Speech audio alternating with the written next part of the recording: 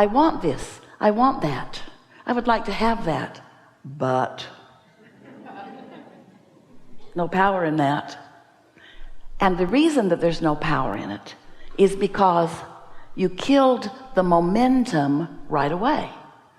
Oh, lovely, but I would really like to have that, but. So no momentum. So let's just say that power is momentum, and that momentum is power, and that power is non-resisted and momentum is non-resisted.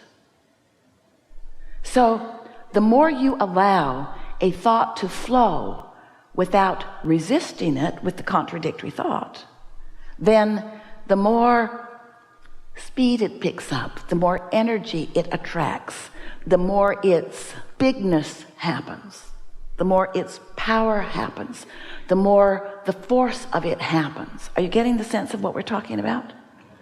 So if you are thinking a thought about something you really, really want, that you've been a while wanting, and your conclusion is it hasn't come yet and is too slow in coming, then when you think about this thought, you think about it with such a mix of resistance that nothing changes. It just stays in its same relationship with you. You want it, but you want it, but you've got a push-pull going on with it. So no momentum ever happens, and no what feels and looks like magic to you and others ever happens, because you don't allow the momentum to allow it to happen. If you have a thought about something that you don't care that much about, you're not offering much resistance to it because you're not thinking about it that much, but you're not really encouraging the momentum of it either, because you're not focused upon it. But this is the thing that we want you to hear. Even though you're hardly even thinking about it, the fact that you're not offering resistant thought means it's gaining momentum. So things you sort of kind of care about or sort of kind of want that you don't offer very much resistance to, they get bigger and bigger and bigger and bigger. The momentum comes and they keep presenting themselves to you in different ways, and then they get big enough that you see them. We love you so much, and then when you see them, what do? But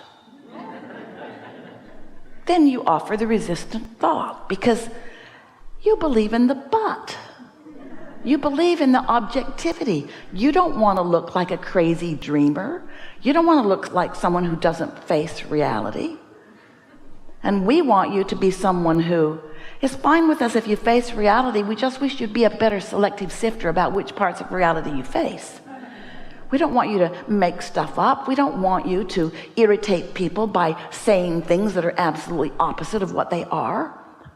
But we also want you to speak more about what you desire. So we'll talk about that as we are moving forward here today. How can you manage the energy of your own thoughts? How can you allow more momentum to flow? How can you allow enough momentum of what you desire to flow that your contradictory beliefs don't have enough power to really slow them down that much? If you're at the top of the hill, this is a perfect place for this analogy. Esther was knocked over the first time she saw the San Francisco hills. She couldn't believe anybody was really driving on them. And so we said, Esther, imagine that you're at the top of the hill and you want to give yourself a lesson in gravity and inertia. So you just get behind your car, take it out of gear, take the parking brake off, and push it just a little bit. And when it's just on this level ground at the top of the hill, you'll be able to push it. You'll be able to nudge it. You'll be able to push it right over the crest of that hill. So Esther thought about what that would be like.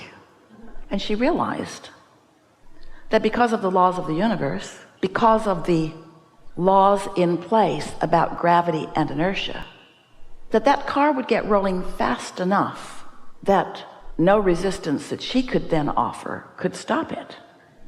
Oh, if she's at the top of the hill and it's just barely beginning to roll, she could step out in front of it and it bumps up against her because not much momentum is moving yet, yes?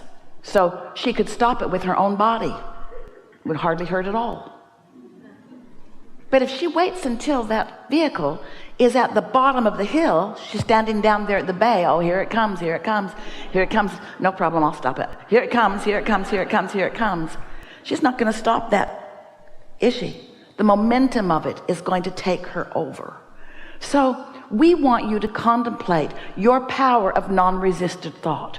We want you to stand at the top of the hill and let your thoughts roll in ways that are non-resisted. Now, you do that about a lot of things. You do that about the things you already believe. If you want something and you believe it, then you've got non-resisted thought. That's why you keep living it. Whether you want it or not, if you believe it, there's thought that is in motion that is not being resisted by you.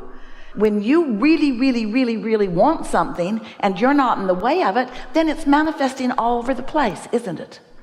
But we want you to find a way, and you can do it here today if you want to play with us in this way. We want you to find a way that you can believe what your manifestations or evidence have not yet proved to you. We want you to believe in your extreme ability to attract wealth and prosperity into your experience. We want you to believe in solid relationships that feel good all day, every day. We want you to believe in a physical body that feels good, that's vital and alive and regenerating. We want you to believe in the things that feel good to you. We want you to believe in the things that you want, not just the things that you've already got. You don't even, we love you so much, you don't even do a good job of believing in what other people have received. You just make stuff up. Well, they got it because... Look at that wonderful life that that person is living, but they inherited it. Lazy. They struggled not one bit. They don't deserve it. And we say, they deserve it.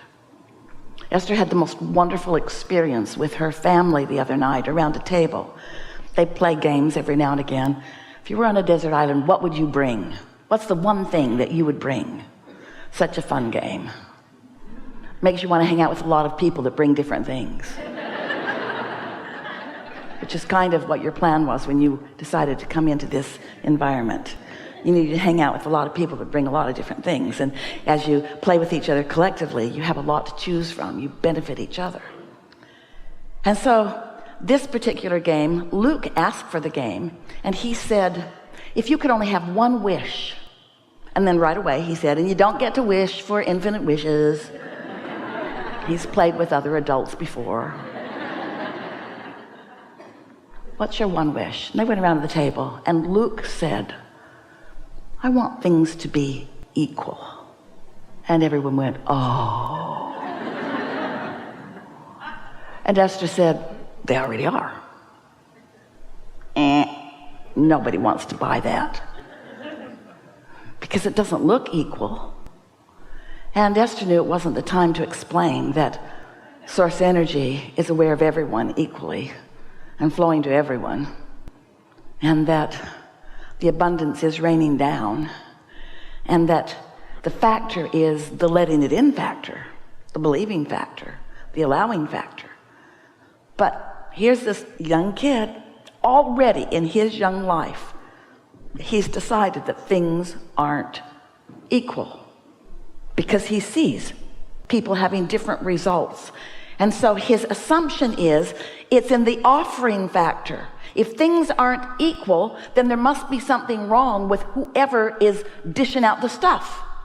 They must be mixed up. They are unfairly offering the abundance to the universe. They're offering it over there and not over there, and they're offering it over there and not over there. Because some people are sick and some people are well and some people are happy and some people are sad and some people are prosperous and some people aren't. In other words, there's all kinds of injustice that this very young person is witnessing as he looks around the world, and his logical conclusion is it's not equal. It's not equal because the manifestations are so varied. It is not equal. And Esther wanted to have 100 hours that she could just sit and softly explain the equality of the law of attraction, the fairness of it, the offering of it to everyone. And Esther knows that it doesn't seem equal if you're in an environment where people are optimistic, and so you just pick that habit up. as compared to somebody who's in an environment where people are very pessimistic, and you pick that up. Esther gets it, that different people are having different exposure to life. But she wants so much for everyone to understand that there is this power of the universe that is available to everyone. And it's a power that as you pay attention to how you feel, you can feel your in this moment allowance and utilization of it, or you can feel your pinching offiness of it. You can feel it. And so all day, every day, Esther and those like her, you guys, are having exposure to life that's letting you know. When something comes into your experience, notice the vibrational quality of it. And by that we mean, pay attention to the way that you've been feeling about that. There are two ways to know what you're creating in your experience. Two ways. One is wait till it manifests, and then you look at it and say, yeah, that's about right. Or feel it before it manifests, and then decide whether to encourage the feeling further or whether to choose something that feels differently. Because there is a momentum in every thought, and the things that you are thinking about are coming to you, whether you want them or not. You are powerful creators. You just have an abundance and a non-physical energy and a well-being stream and source energy who has been here and been here and been here, who is being here and being here and being here, who is on your side, who is promoting the things that you care about. But this law of attraction is an across the board, very even deal, where you get what you think about whether you want it or not. But you don't get what you think about whether you want it or not without knowing the direction of it. In other words, you can tell by the way you feel, because your inner being is source energy and thinking about the things that you are thinking about, and has a very clear perspective. When you say you want something, your inner being thinks, yes, yes, absolutely yes. And when you think, I want that, and then you are thinking, but, now there's a difference between your yes thought from your inner being's point of view and your but thought from your point of view, and that's what equals the contradiction in energy, which is the reason that you feel the way you feel. So if you will just make a decision that you care about how you feel. Esther had an experience lately where she made a decision about something, let someone in her life up close pretty good, felt weird right from the beginning. And instead of following her guidance, she overrode her guidance by wanting to give that person the benefit of the doubt. Because that's what good humans do. And then it got bigger and bigger and bigger and bigger and bigger and bigger and bigger and bigger and bigger and bigger and bigger and bigger. And then she said, I knew it then, I knew it then, I knew it then, I knew it then, I knew it then, I knew it then, I knew it then. I really know it now. I really, really, really know it now. I really, really, really know it now. And we don't want any of you to beat up on that. We just want you to start paying attention to what you knew and how it turned out, how you felt and how it turned out.